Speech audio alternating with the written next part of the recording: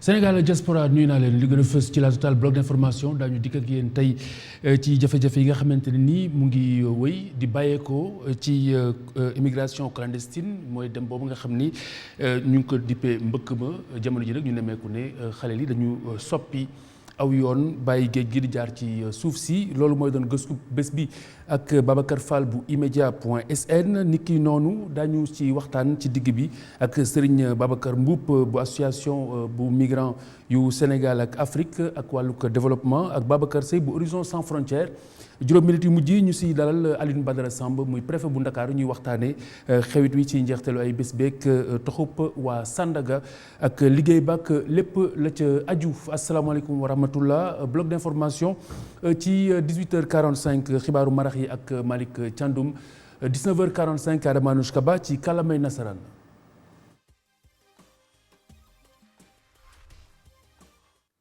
Sandaga la ñuy dooree delluwaat ci taarixam xam ngeen ni Sandaga ci atim fanweer yi la ñu ko tabaxoon daal di koy bëgg daaneel ci fan yi ñu dëkkmal ginnaaw bi ñu toxalee ña fa nekkoon mu juróon coow nag ci seen biir gannaaw gi juboo mujj na am ba ñu daal di fay bàyyeekoo dem ca champ des courses gañ leen toxal ñu dellusiwaat ci pàttali ak Sandaga ak na mu taxee woon ak Amagor Robert Niang. nekk ci xolu Ndakaaru ñu ngi ko tabax ci atum 1933 jamono di dox ba tey jii marché bile dem ba bokk ci bërëb yu ñu gën a ràññee ci réew mi ci wàllu njënd ak njaay.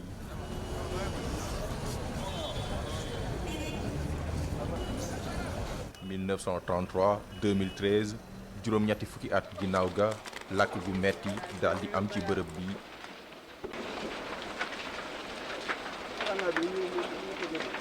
mu doonoon jéeya bu metti woon lool ci jaaykat yu nekkoon ca marché bile bu mu weesoo kilifa yi jël ndogal daal di tëj bâtiment principal bu Sandaga naam ñoom ñi lee nangu nañ ñu defaraatal leen seen marché bile waaye ñoom nee nañ d'accord ñu benn yoon ci maquette bu yees buñ leen wan. li ñu wax moom mooy plan bi nga xam ne moom nañu liggéeyoon ak acteur étatique yépp mu nekk nii tey ngeen seen ko nii moom la ñu soxlawuñu beneen plan bu ñuy dégg ne am na beneen deuxième plan ñun deuxième plan concerné wuñu parce que boolewuñu ci suñu yoon nekku ci. te ñoom dañu jàpp ni maquette bile bokk dara ak bu ñu déggoo woon ci seen i ndaje yu ñu doon séq ak autorité yi. sa kër sax boo koy defaraat il faut nga tuxu xam nañ ko kon ça veut dire que ñun bañuñu fee jóge buñ ñu jaxaseeg opinion publique bi ñun ñoo gën a bëgg jóge fi parce que juróom-benni at lu ñu mos a wax mooy ku ñu defaraatal marché bi. kon bu ñu demee bañ nañu dañuy defaraatal marché bi ñu wëlbatiku ne duñ fi jóge koo contradiction la loolu kon waxu ku daanu ci sareet la. bu dee ñoom ñi lee ànduñu ci doxalinu liggéey bi ñu nar a door jëm ci yeesalaat marché Sandaga jamono jooju yeneen jaaykat yu yàqule woon ci lakk gu metti gu fa amoon ci atum 2013 ñoom ñu ngi xaar ba tey jii fii ci marché champ des courses. benn liggéey boo xam ne defoon nañ ko ñun ñëpp ñu kontaanoon ci wax dëgg yàlla bañ ko defee it toog ba benn instant amoon benn rupture ba tout récemment le ministre de l'urbanisme daal di ñëwaat indi laat ñu projet ba mu indee it y a des similitudes mais tamit am na ay changements yu ci am bon parce que suñu xoolee changement yi parce que ñun dañoo ne woon suñu souci premier mooy képp ku fa doon liggéey nañ la fa delloo kon problème place da doon ñëw mais ñu wax changement ba njëkk a am ba ñu njëkk a gis mooy que daa am benn parking bi nga xam ne daa nekk sous-sol boobu it daa am ñu fa nekkoon mais man bañ ma waxee ba ma inquiétude woo ba ma ko waxee dañ maa ne am na benn mosaïque boo xam ne dañ ko indi kon pratiquement même su ñëwul à 100% kon foofu am na benn inquiétude boo xam ne mën ngaa ne à 95% problème mu place la mosaïque boobu dina ko indiwaat. fii nag wax bi benn la njaay mi doxatul nu mu daan doxee. ndax da ngay jaay ba ngoon doo am sax loo yóbbu sa kër.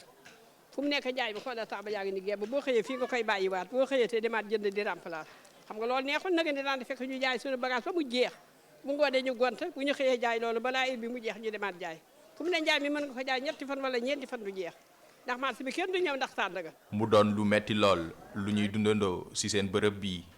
bu njëkk ba dañ doon jaay tubaarkàlla macha allah di yóbbu suñ doom yi ñuy dem bitim réew ak lu ne amoon nañ ko Sandaga lu ne waaye fi mu nekk nii kenn yorul dara dañu toogee suñu ngor dañu toogee suñu sutura dañu toogee suñu gëm yàlla. loolee tax ba boo tuddee Sandaga seeni xar kanam fireeku di wane nameel ak cofeel bu am seen diggante ak bërëb ba. man Sandaga mooy suñu yaay Sandaga mooy yaay jaaykat yi de xam nga rek ku ñu jëlee ak sa yaay rek moom comme noonu la rek la mënuñu am beneen marché boo xam ne comme Sandaga.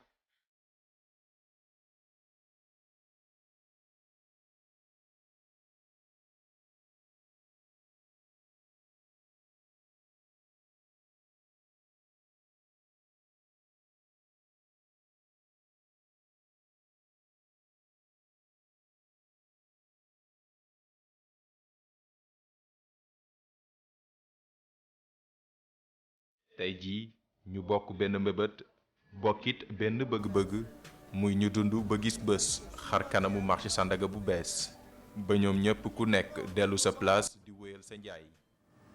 mu nga ko ñu doon dellu si ak yéen ci jaar-jaar yi Sandaga ci lañu si naaloon muy daal di koy defaraat kon ci njeextalu ay bés bi taxu nañu dem fële ca champ des courses daañu ko gën a yaatal si njeextal li ak préfet bu Ndakaaru Alioune Badara Samb il nous inspire tey professeur El Hadj Songe Diouf andil ñu beneen buur bu jigéen ci diwaanuk Afrique muy Abraha Poku ci atum 1770 ci la jëlee aw askanam di askanu Bawle ca Ghana ànd ak ñoom ba ca Côte d'Ivoire ana kan mooy kooki ak ay jaar-jaaram professeur El Hadj Songe Diouf. kii ñuy waxtaanee dañoo jàpp ne moom mooy ndey ji réew maanaam moom mooy ki nga xam ne wax dëgg la moo jur askan woowee ñu tuddee Bawule te kooku dowul kenn ku ñuy wooyee ñii di ko wooyee Reine Abla ñii di ko wooyee Reine Abra Poku mooy turam sax bi ñu ko gën a ràññee.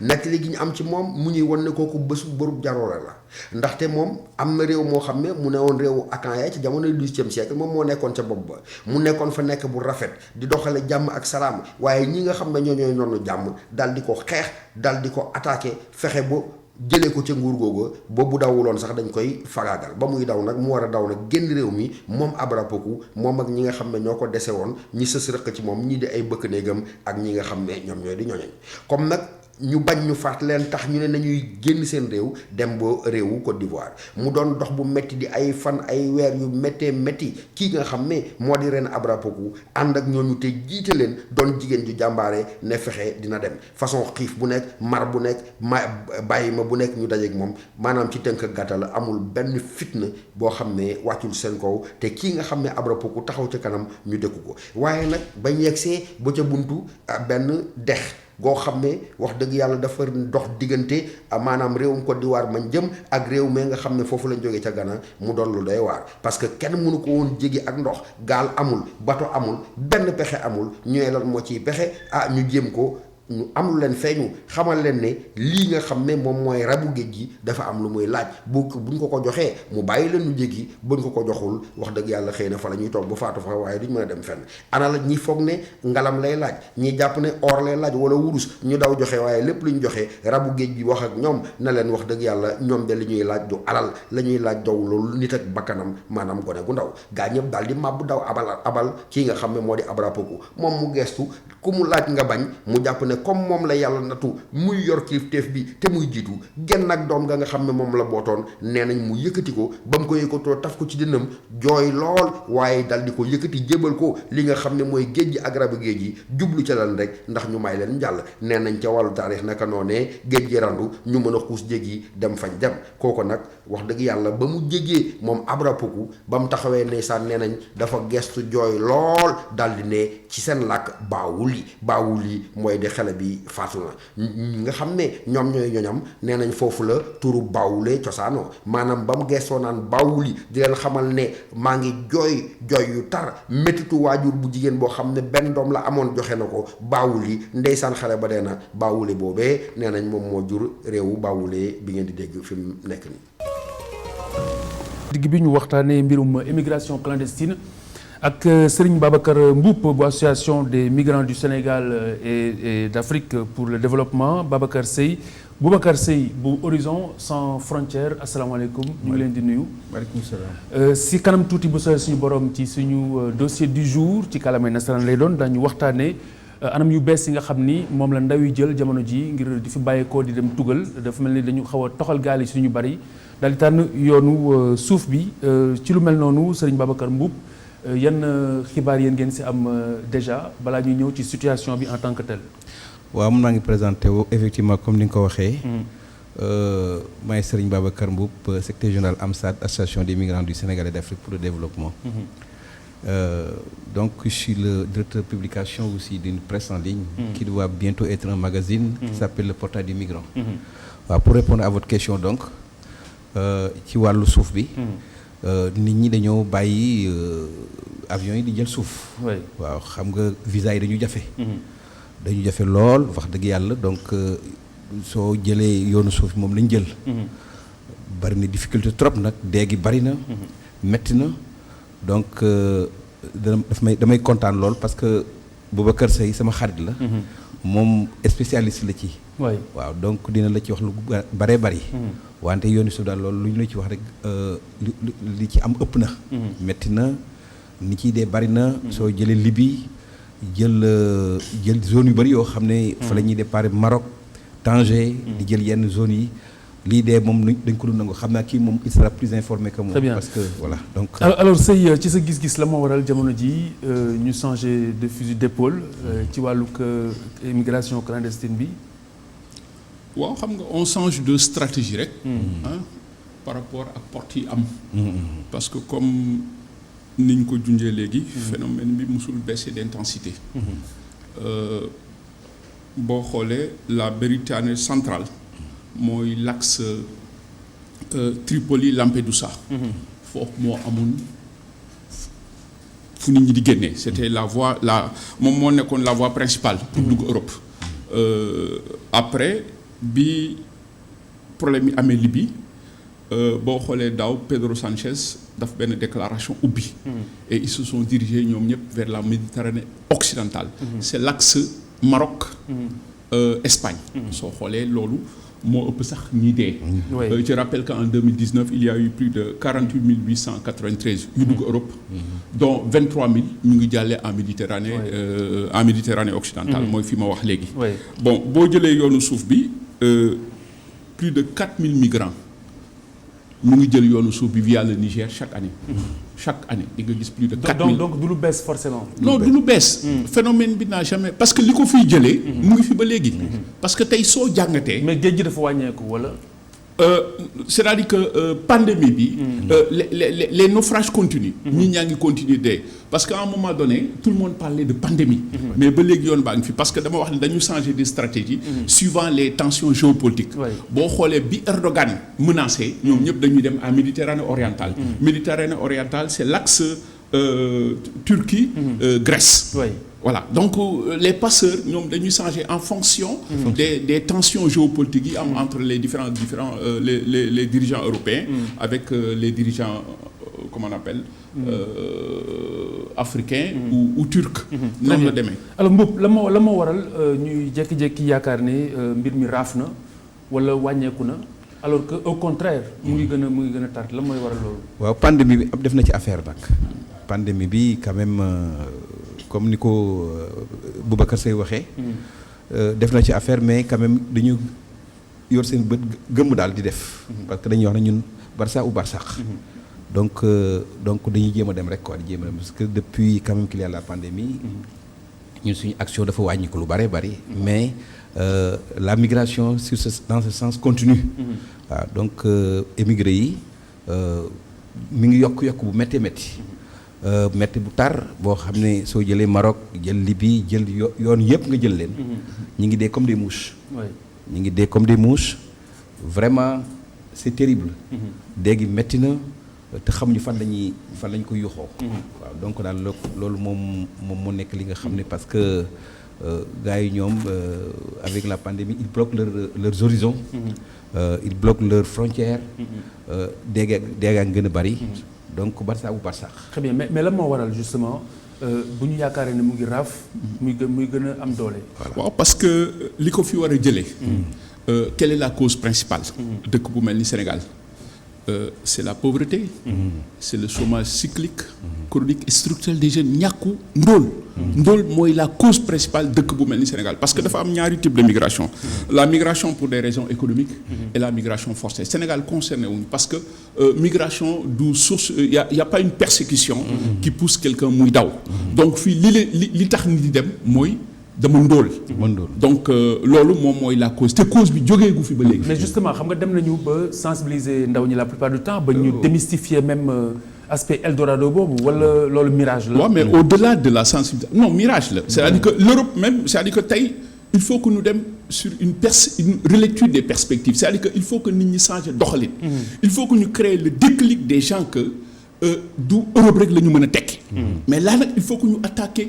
beaucoup de choses à la fois nos pesanteurs socio-économiques nos pesanteurs parce que le Sénégal dafa bëri ay pesanteurs la notion de tekki il faut que ñu xoolaat ko maintenant au-delà de la sensibilisation qui est un élément principal il faut sensibiliser mais aussi en amont il faut proposer quelque chose parce que tey la cause moom mooy les inégalités moom mooy le chômage endémique mooy les problèmes de mauvaise gouvernance qui obstruent les perspectives d'épanouissement des ñi nga xam mais est-ce que loolu ay raisons légitimes la waaw mais bien sûr xam nga tey dañuy wax ni gis nga boo jëlee la migration causes yi dama wax ni tey boo defee un survol des théories migratoires damay wax ni les responsabilités sont partagées gis nga chaque frange de la population am na une part de responsabilité tey jii soo jëlee la théorie néoclassique c'est l'État dans sa mission régalienne dans la prise en charge de la jeunesse nga jël la nouvelle économie des migrations internationales la NEM tey la migration nekkatul un projet individuel c'est un projet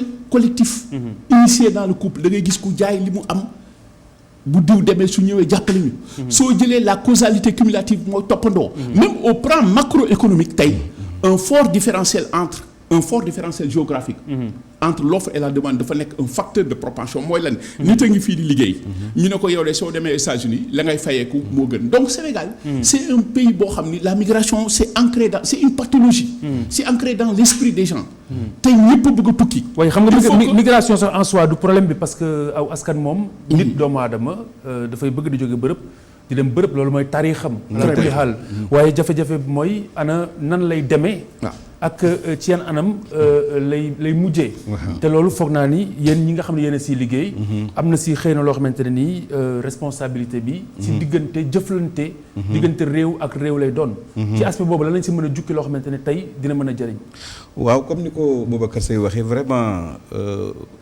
trouvé guñ solution mais nag man damay xaw a tout am différence ak moom parce que damay wax ne la direction de l'emploi du Sénégal sous la houlette de Modou Fall qui fait des pas géants mi ngi def des choses miraculeuses waaw phénomène bu leen jaaxal la nag parce que dama daan wax benn jour ne soo jëlee migration dafa mel ne problème mu Casamance dañ koy jëm a régler mais du régler mukk ci àdduna. bu lox loolu mën naa régler kay. waaw day yàgg rek. waaw day yàgg mais du régler. kañ donc problème mu chômage aussi. mais on peut pas dire que du régler à la télévision. dina régler xanaa kay day jafe. waaw donc su demee ba amoindre day jékki-jékki rek jugaat. ñetti affaire laay wax ne dañu nekk loo xam ne kenn du ko régler. muy le chômage la Casamance. et la migration mais la Casamance moi je suis pas d'accord. voilà de toute façon mënuñu d'accord ne Casamance du mës a réglé. waaw ba tey mën nañu ko dugal ci migration bi. su la neexee on peut comparer les deux mais bon. voilà donc muy phénomène boo xam ne daal vraiment dafa bizarre. mais contrairement un peu à ce qu'il dit. bien que quand même je suis un fan de lui. c'est un gars boo xam ne que je respecte beaucoup. on est en train de trouver des solutions. yan solution ngeen gis jamono ji. waaw y a la politique de l'emploi. Une nouvelle donne actuellement qui s'instaure. yoo xam ne suñ ko appliqué mbënd mi sax pandémie sax moo ñu xaw a gaañ. mais au sortir de ces difficultés. vous verrez quand même il y aura de nouvelles choses. Inch'Allah waaw il y aura de nouvelles choses. alors Seye gis nañu ne ci coronavirus bi amoon na ay tijji seppi. par rapport ak ouverture frontières yi. ak espace Schengen bi ak yenn réew yu Afrique yi ba ñun suñum réew ñu ne tijjiluñu ko. loolu tey est-ce que dafa symptomatique par rapport ak suñu doxalin ci wàllu jëflante diggante réew ak réew yi ci wàllu migration. waaw lu ñu war a jàngataat est-ce que du leçon la. waaw leçon la mooy delluwaat xam nga tey dama wax ni boo jëlee la thématique migration pandémie. dama waxoon ni depuis le début. le principal facteur de propagation de la maladie, c'est la migration du fait de la mobilité. Xam nga dañu nekk dans un contexte mondial de mobilité croissante. Nit ñi dañuy tukki. Loolu dafa am ce qu'on appelle une mondialisation des flux migratoires. Avec tous les profils jigéen xale borom xam-xam ñëpp a ngi ci biir. mais yamale moo si amul mooy indi xëy na immigration clandestine bi. waaw mais justement parce que tey xam nga l'Europe ni muy gérer les flux. moo indi tey cette immigration clandestine. parce que tey dañu dem ba nga xam ni avec la chute du mur dafa entraîner la disparition des idéologies. C'est-à-dire qu'on a construit la migration comme étant le contraire de l'identité en Europe. ba nga xam ni tey théorie yi nga xam ni mooy gagné en Europe c'est la théorie d'invasion mooy ñii ay njéeréer la yu ñuy envahir. C'est la théorie de remplacement. Alors que la migration dafa nekk un complément. ñoom xam nañu loolu mais tey la migration est une marchandise électorale pour gagner des élections en Europe. Donc loolu mooy erreur les dirigeants européens qui ont échoué dans leur idéologie classique. Parce que c'est pas l'Europe, c'est les dirigeants européens. ba nga xam ni tey pour nga gagner élection da ngay jël le parallélisme entre migration. chômage migration ñoom dañuy ñëw c'est la théorie dañuy ñëw jël fi li fi nekk. ba nga xam ni tey ils gèrent autrement. L'Europe ne veut pas s'adonner aux nouvelles donnes des migrations internationales. Mais Afrique tamit wane wu ful la gis nga dafa génn ci pandémie bi. Tey on parle de fermeture des frontières. On parle de réciprocité. Mais dëkk bu mel ni Sénégal en Afrique mais l'Europe s'organise, c'est l'Union européenne. Mais fii on ne parle pas de géopolitique régionale. Pour une réciprocité à l'échelle du continent. Pour que Europe mën a dellu ginnaaw. ba nga xam ni tey nous avons face de nous une Europe expansionniste. l'Europe des marchés waxoon nañu fii ne bu dee Sénégal kese du mën a janoog Europe. mais il aurait fallu que région bi yëpp dajaloo ñu mën a gën a mën a jàmmarloo une politique sous-régionale. Une harmonisation des des positions fiscales. Des positions migratoires. Pour faire face à l'Europe loolu moo fi amul. Maintenant l'Europe cherche di leen écraser. En négociant avec. pays par pays loolu faute stratégique la. Parce que tey li muy indi. wax naa ko c'est l'Europe des marchés. Qui vont écraser. Le tourisme sénégalais. Les compagnies aériennes africaines. ni ñu defoon Air Afrique. Et ils vont chercher le monopole pour venir s'installer détruire toute l'Afrique. Très bien alors Mboup waaw. Au sortir de ces affaires-là. Moi je crois qu'il y aura quand même une reconversion. La pandémie. Europe moom la gën a touché. Monde bi day jéem a am ay changements. C'est le lieu maintenant que le Sénégal repense sa vie. Mais est-ce que jotul justement réew Afrique yi. xoolaat loolu laa bëgg a wax dama ne léegi moment bi moom. dana dem ba nga xam ne on ne parlera plus pas même de migration. Africains yi su amee fulla am seen fayda. Les données vont changer. Parce que africains yi dañuy jaaxle. suñu demee ba par exemple Italie wala ñenn ñi taxaw di bëgg a may ay visas yu bari di bëgg a may ay papiers yu bari. 600,000 ñu ngi ko bëgg a maye. dañoo jaaxle. Donc Afrique nag su amee fayda tuuti nag. dina defar boppam. Toutes les données vont changer. nit ñi la nekkoon la mënutoon nekk dafa nekk. Donc léegi on doit repenser on doit voler de nos propres ailes.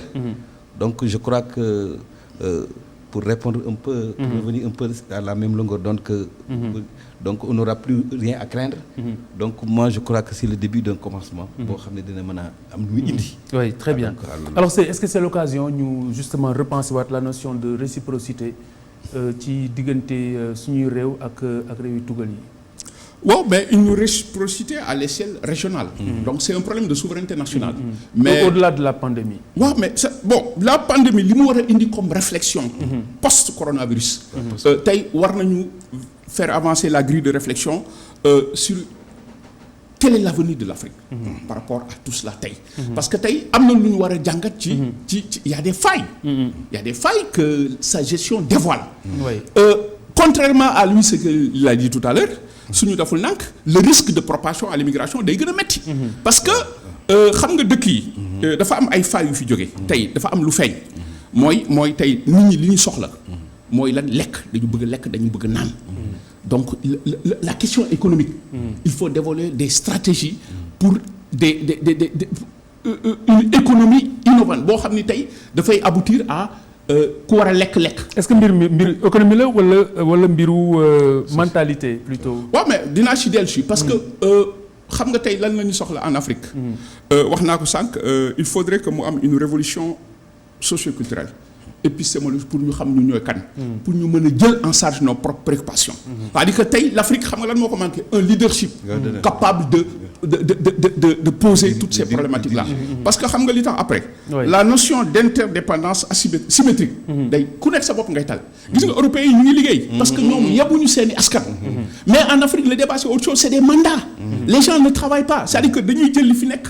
lekk denc ko les gens continuent dans la pauvreté et ça va créer une explosion sociale gis nga lii su passé suñu tegul des stratégies le facteur de propension à l'immigration day gën a yokk moo tax tey il faut que l'Afrique mu boole woo nekk benn mais africains yi wóolantewuñu nanguwuñu liggéey ensemble contrairement aux Européens c'est ce qui fait que tey actuellement nous aurons problème pour faire face au défi de la mondialisation dans l'ère post-coronavirus voilà la réflexion qu'il faut poser léegi ci waaw ci réflexion bi wala am na voilà loolu foofu la ma ciy wax mooy effectivement au sortir même de cette pandémie là il y aura une nouvelle donne comme ni nga ko waxee c'est-à-dire que l'Africain doit repenser son leadership il faut que quand même qu'on ait des caractères parce qu'il nous manque des caractères quoi qu'on dise mais man maa ngi wax ne rek vraiment c'est le moment où quand même l'Afrique doit prendre toutes les choses en marche parce que c'est le bon moment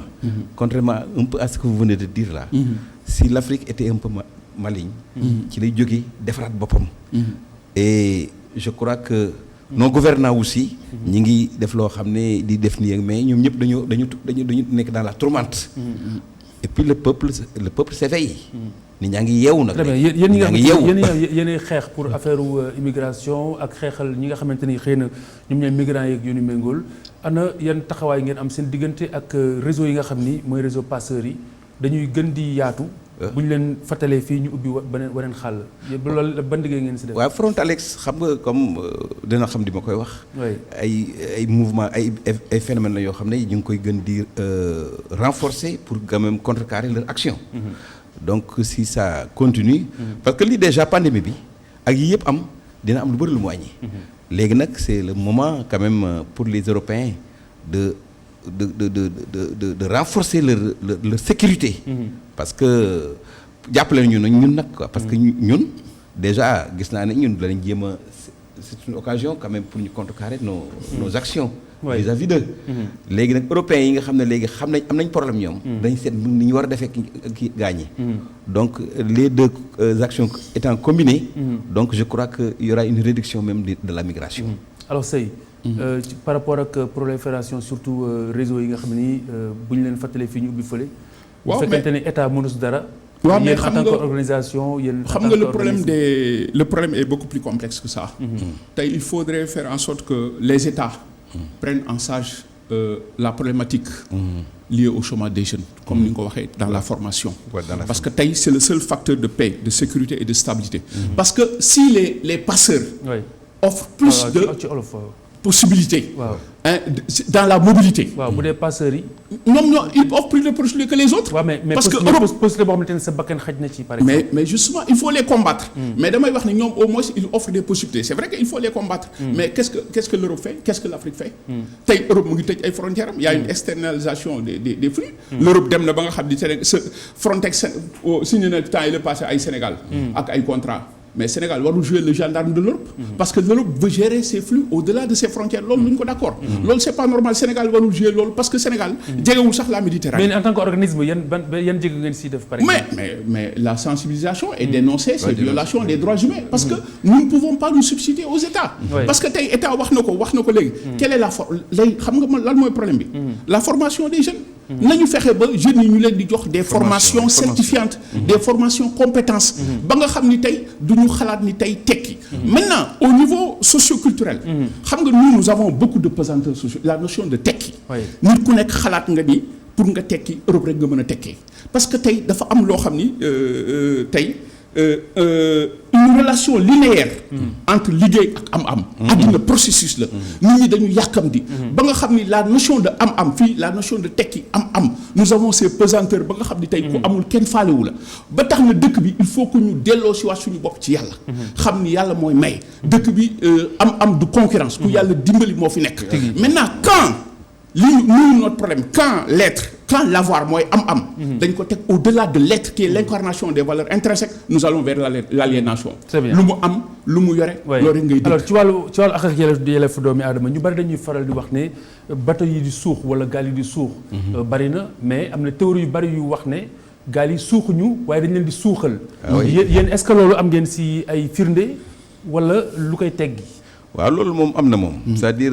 dañuy suuxal gaal yi. dañuy suuxal gaal yi moom wax dëgg yàlla. am na yaakaar naa dañu leen di suuxal nag. dañu leen di suuxal parce que vraiment lii dee sax duñu ko wax. lii dee dafa bari ba nga xam ne. mais est-ce que am ngeen si ay firnde. waaw léegi dañuy am ci ay chiffres yoo xam ne day officiel mais mbir mi dafa jéggi dayoo ba nga xam ne. mbir mi daal ëpp na loxo. waaye dafa am leen lu ma bëggoon a wax. à partir du moment quand même nga xam ne ñun dañu am ñetti facteur muy soleil. dañu am soleil. dañu am jeunesse. dañu am espace. Afrique warut am complexe ci kenn. mais est-ce que problème bi loolu la est-ce que problème bi fondamentalement. du ñu fexe ba yamale am. waaw ku bëgg a tukki ak sa sago. waaw tukki ak kaaraange. waaw mais loolu mënut a am tant que ñu ngi leen di yombalal seen dugg fii. di leen bàyyi ñu jafeñal suñu dugg foofu. est-ce que loolu mooy problème bi fondamentalement. mais ñoom. parce que am na ñoo xamante ne loolu leen mën a jox ci àdduna. ñu bëgg a dem tugal. waaw mais non ni ko Boubacar waxee. waaw mais. gaa ñi c'est pas plus politique qu'autre chose. waaw c'est politique mais xam nga aussi fële gaa yi moo leen gënal. fii dañuy seen dara dafa matul. seen dara réglé wul parce que toujours yàlla rêve de l'Eldorado. toujours dañuy wax ne rek dañuy dem. parce que mais loolu démystifié nañ ko Eldorado boobu. déedéet des na de. mu ngi fi ba léegi de des na ba léegi de démystifié wuñ dara quoi. parce que ñun tukki nañ quand même def na 4 ans États-Unis moom tam def na un peu def na la France. def na yenn yi mais moom intellectuel la mais ba léegi dafa des. def naa États-Unis def naa Europe. def naa yëpp mais nee naa vraiment des na des na lu bari bari. yan firnde ci ne am na ñu bari ñoo xamante ne nii deewuñu par accident ci géej gi. gis nga en 2016. bi affaire bi commencé. nous avons demandé l'ouverture d'une enquête internationale sur ces naufrages. Entre 2017 ba 2020 bi. waxuñu ko il y a eu plus de 20 000 morts. plus que il y a 20 ans. entre 1989 et 2000 où il y a eu plus de 15 000 morts. te lim bi ñu wax uute na ak li am réellement. en valeur absolue kenn mënu la jox nee nañ la en moyenne. chaque jour il y a 11 morts en Méditerranée. 11 en moyenne fukk ak benn en moyenne par jour. bés bu jot bés bu ñu yeewoo. te on ne peut pas raisonner en termes de valeur absolue il y a des naufrages yoo xam ne nit ñi duñ ko yëg. actuellement pandémie lañ doon wax il y a eu combien de naufrages yoo xam ne ñu jox moi je pense à un centre d'identification des naufragés. donc ñii dee mais mënuñu la wax ñaata nit ñooy dee. mais pourquoi effectivement nous quand nous avons demandé l'ouverture d'une enquête internationale dirigée par wax nañ ko sax RFI. j'ai été l'invité de RFI sur ça. mais duñ ko def donc ce qui fait que ñun sur ces naufrages là suñu xel tey na ci. mais le problème c'est que l'Afrique c'est l'Afrique qui ne répond pas parce que l'immigration est un soupape de sûreté pour ses dirigeants xam nga li tax. plus il y a des naufrages ñuy laaj xaalis. pour tey xale yi après xaalis ñu jël ko def. l'aide au développement n'a jamais servi aux ayants droit. nee naa la Union européenne man j'ai été reçu à l'Union européenne daaw ay weer. li ñu dugal dans le cadre de la lutte contre l'extrême pauvreté facteur de propension c'est 180 millions d'euros. Ça veut dire que 117 milliards 900 millions de francs CFA. ci ay programmes. ñan lañ ko jox. amul benn suivi et évaluation. On aurait souhaité que ces gens-là. dans le cadre parce que tey la wàllu gën a ay. les Sénégalais sont en train de mourir en Méditerranée. les Sénégalais gis nga tey bi affaire bi kii boo demee ba Amérique centrale. Amérique latine. ñu ngi contourner toujours dans le cadre d'un projet migratoire. loolu yëpp li ko indi loolu. donc xaalis yooyu ñu joxe. pour que la formation. ñan lañ ko jox il faudrait auditer ces gens-là il faut revoir ça il faudrait suivi évaluation loolu moo fi manqué mais surtout enquête bi bu fekkente ne am na ñu faatu ci anam yoo xamante ne méngoowul ak yoon ñu def ci li ci war ben voilà justement mais loolu yéen am ngeen ci rôle bu am solo mais xam nga lu ñu ci mën pointer le doigt wax mais c'est-à-dire que nous n'avons pas ces moyens politiques et financiers pour mener ça xam nga lu ma ci am nga woonu ci ni ñu wax pour attirer l'attention de l'opinion internationale. Boubacar Seye ñu ngi lay gërëm di la sant Horizon Sans Frontières ak Serigne Babacar Mboup AMSAD di association bu migrants du Sénégal ak Afrique pour le développement jërë ngeen jëf.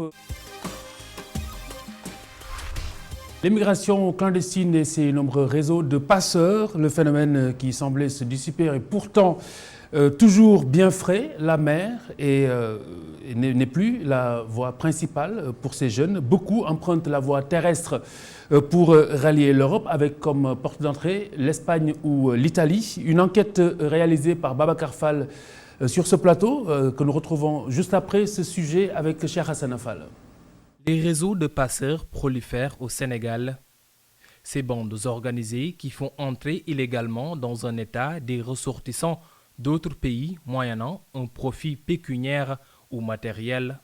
Elles existent bel et bien au pays de la Teranga, même si depuis quelque temps la tendance est baissière. L'embarcation de 29 candidats arrêtés le 4 juillet 2020 au large des côtes saint-louisiennes est une illustration parfaite que l'immigration irrégulière est toujours d'actualité sous nos cieux. Ces candidats à l'immigration irrégulière en partance pour l'Espagne sont originaires de l'intérieur du pays, notamment de Rufisque, Touba, Bambilor, Kébémer, Tivaouane et Mbour. Leur tentative de rejoindre l'Espagne a échoué et ils étaient placés en garde à vue au commissariat de Saint-Louis pour les besoins d'une enquête. Aux dernières nouvelles, ils étaient tous devant le juge. Face à ce phénomène, les États ont pris conscience de la situation et ont décidé de renforcer la surveillance des côtes, ce qui a poussé les filières à changer de stratégie.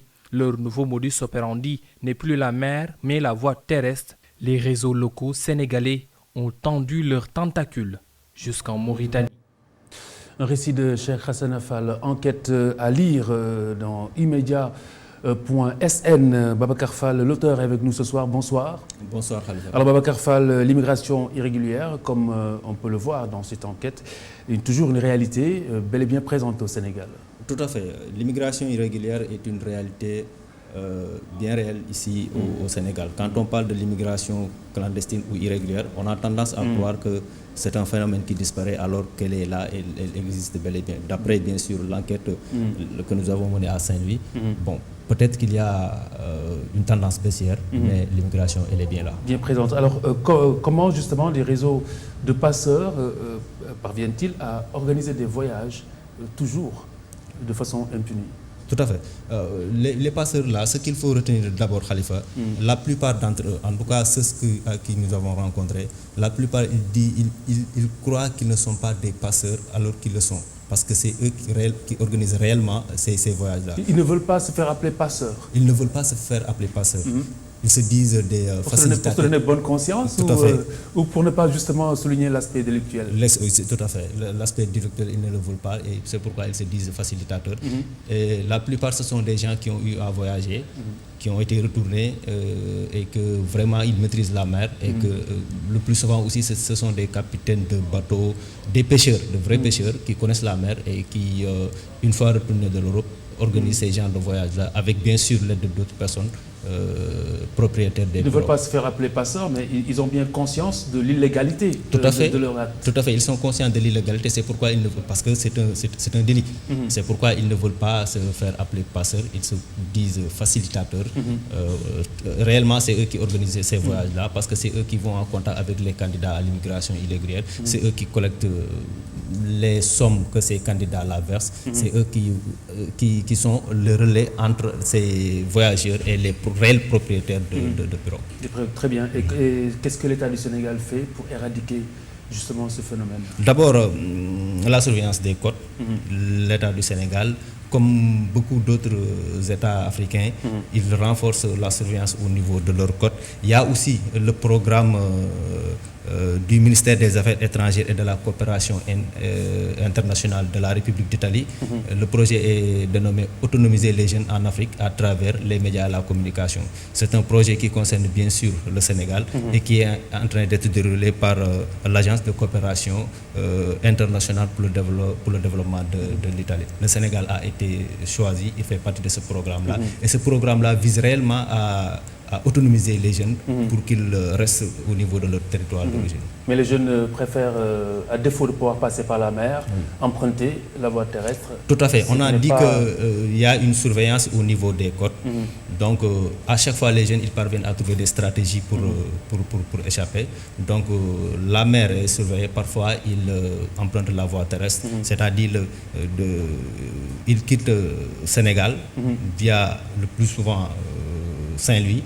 Ils vont en Mauritanie. C'est à partir de la Mauritanie qu'ils parviennent à organiser leur voyage pour continuer, soit Maroc, après Espagne ou bien l'Italie.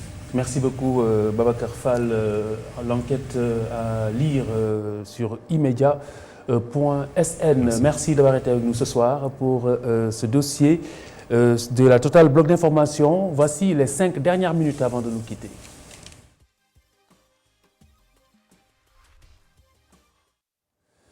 Ce soir, nous sommes avec Alioune Badara Samb, le préfet de Dakar. Bonsoir, monsieur le préfet.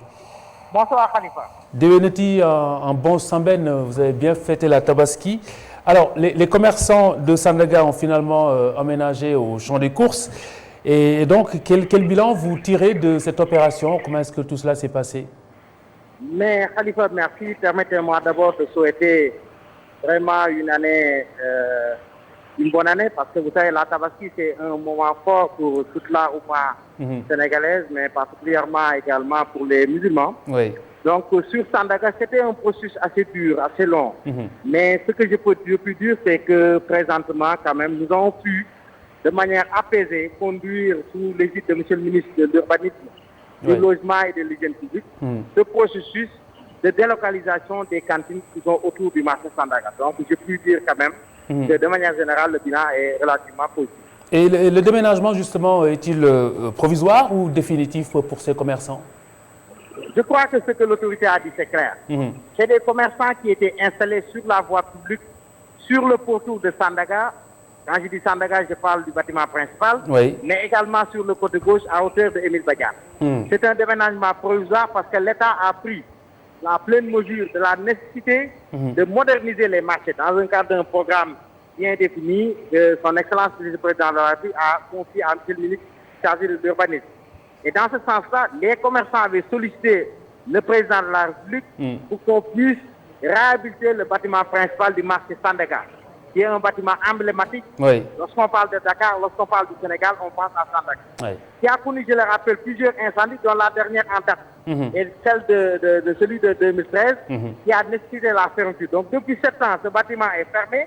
Malheureusement, aucun travail de réhabilitation ou de reconstruction n'a pu être mené parce que tout simplement, tout autour, vous aviez des cantines, des étals et des installations pour empêcher l'accès à ce bâtiment-là. Mais justement, donc, présentement, je crois qu'il faut s'en féliciter et on verra maintenant. Mais justement, Samb, la démolition du bâtiment central a fait l'objet d'une polémique, notamment autour de sa destruction, réhabilitation ou simplement reconstitution. Finalement, que retenir sur le destin de ce bâtiment? Je ne vais pas être péremptoire. Ce qui est important, qu'il s'agisse d'une réhabilitation ou bien qu'il s'agisse d'une démolition-reconstruction, l'important c'est que l'ACTA puisse poser les actes qu'il faut pour que ce bâtiment-là, ce joyau puisse retrouver son lit d'enfant. Le process, tout dépendra certainement des études qui seront faites. Je ne vais pas moi-même, en tant que préfet, entrer dans ce débat-là. Je suis au niveau opérationnel.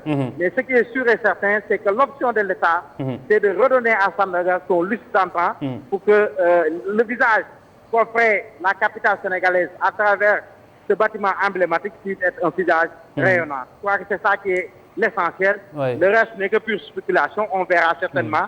La mesure sera prise en fonction des résultats des études qui seront faites avec les spécialistes. Un désaccord également sur la maquette qui a été relevée. Y a-t-il eu un compromis par la suite avec les commerçants à ce sujet? Bon, vous savez, la gestion, la gouvernance aujourd'hui ne peut être qu'une gouvernance participative. Les commerçants ont sollicité l'État pour pouvoir participer à la réflexion, pour pouvoir participer à la maquette. Ce qui est important, c'est qu'au finish, qu'on puisse trouver les voies et moyens pour permettre à tout un chacun de retrouver une place. Maintenant, eux, ils ont insisté sur un aspect consistant à mettre en place une petite couronne autour du marché avec des cantines. Je rappelle que l'option de l'État aujourd'hui, c'est de mettre fin à cette cantinisation qui ne peut pas prospérer. Il faut que les gens soient courageux. Dans un pays qui se veut être moderne, dans un pays qui se veut avoir un cadre de vie attrayant, il est difficile de pouvoir en tout cas poursuivre cette candidatisation à outrance. L'important, c'est que les discussions se poursuivront avec les autorités centrales, particulièrement M. le ministre, et certainement la raison va l'emporter. Et sur les délais, Samb, quel est le calendrier des travaux?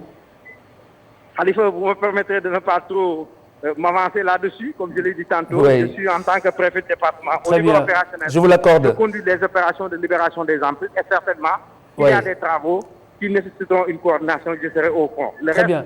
les décisions appartiennent à l'autorité. Très bien, je vous l'accorde. Et même la dernière question qui consistait à vous demander s'il y a une organisation prévue en termes justement de gestion, parce qu'il en a été beaucoup question de la gestion de ce marché. Oui, le site, c'est un site, je rappelle, c'est un site de recasement provisoire. Là, c'est clair. Bien sûr, qui dit marché parle de collectivité territoriale, parle bien sûr de commerçants, Oui. et certainement, tous les acteurs impliqués seront associés pour qu'on puisse avoir une gestion saine au grand bonheur des commerçants, mais également des clients. Hein, parce que je souhaite, j'espère que les Sénégalais qui avaient l'habitude de venir à Sandaga iront au niveau du champ de course pour permettre à ces jeunes citoyens également de pouvoir continuer à faire leurs activités en toute quiétude, mais avec également une possibilité de pouvoir avoir des revenus équivalents à ce qu'ils avaient au niveau de Sandaga. Alioune Badara Samb, préfet de Dakar, merci beaucoup et déwénati encore une fois. Merci, au revoir. Khalifa, vous voyez, on est en plein sur le chantier comme ça, donc Oui. c'est difficile, vous voyez. Oui. Je suis un peu essoufflé, mais c'est ça un peu le charme du métier de la territoriale. Absolument. Merci beaucoup. Merci Samb. Ok, Merci je vous en et prie. bon courage pour le reste. Merci d'avoir suivi cette Total bloc d'information à suivre sur ITV ce soir. Votre nouvelle série Paulina, ce sera à partir de 20h45, suivi de Décortica Santé à 21h15 avec Adama Anouchkaba et puis 21h45. Plateau spécial hommage à Cheikh Ahmed Tidiane Niass, présenté par Ndeye Mariam Gueye. Bonne soirée à tous sur ITV. À demain, Inch'Allah. Rendez-vous 18h30 pour une évolution de la Total bloc d'information. À demain, Inch'Allah.